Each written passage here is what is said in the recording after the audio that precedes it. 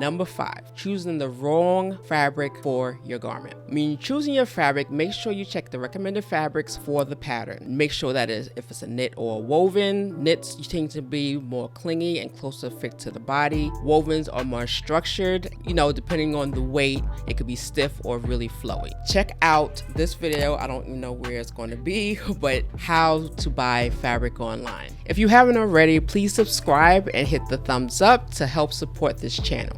Number 4, make sure you're cutting on the straight grain. Some patterns do require you to cut on the coarse grain or the bias, but most patterns cut on the straight grain. The way you know that you're doing this, if it's parallel to the fabric edge, which is the selvage, or the fold if it's on the fold. So if you're not sure that the grain line is straight, use a clear ruler or some type of ruler to measure from the edge, whichever edge, either the folded line or the selvage, to make sure that the grain line is straight. And you could do the same thing for the coarse grain and the bias. When you cut on the bias, it usually gives you a good drape. So usually that's a woven fabric, and a lighter weight fabric so that it gives you a good drape.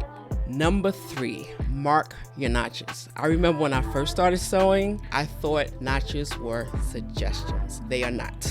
They are really not.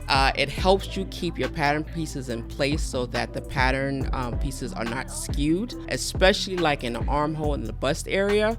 So because there's a lot of ease in those areas, so it puts the pattern pieces together where it's supposed to be, so that your dress or your garment or whatever you're making does not come out skewed. So notches are not a suggestion, they are a rule. Make sure you clip your notches before you start sewing. Number 2, use the correct seam allowance. Seam allowance is important. You want your garment to fit. Commercial patterns usually do about 5/8. Indie patterns, such as Cover Me Chic, we do a 1/2 inch, which is more standard to what ready to wear does. So make sure you check your pattern to make sure what the seam allowance is. Some seam allowance changes based on the seam, like around the neck sometimes it's 1/4 inch.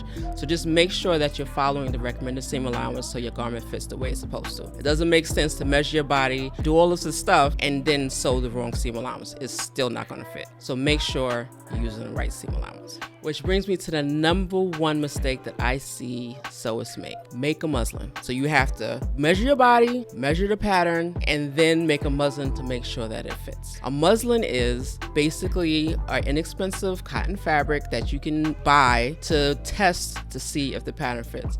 It doesn't have to be cotton fabric. It could be any type of fabric that is closest to the type of fabric that you're going to make for your garment. Usually commercial patterns are made for women who are like 5, 6, either a B or C cup. Now if you're not that, you're going to automatically know that you're going to have to adjust your pattern. Now even if you are, you still might have to adjust your pattern because everybody's body is different. Make sure that you test your pattern and make sure that it fits before you go into real fabric. That's an expensive lesson to learn, and I've done it plenty of times to know better. Make sure that you test your pattern. Right now, because I've been sewing so long, I know that I always automatically have to adjust my bodice to make it shorter, usually add some extra to the butt and hip area, but I've been sewing since I was 10, so I have a question for you. What is your biggest sewing mistake that you've done recently or just while you were learning? Put it in the comments. I would love to hear all about it. If you haven't already, please like and subscribe, and I'll see you in the next video.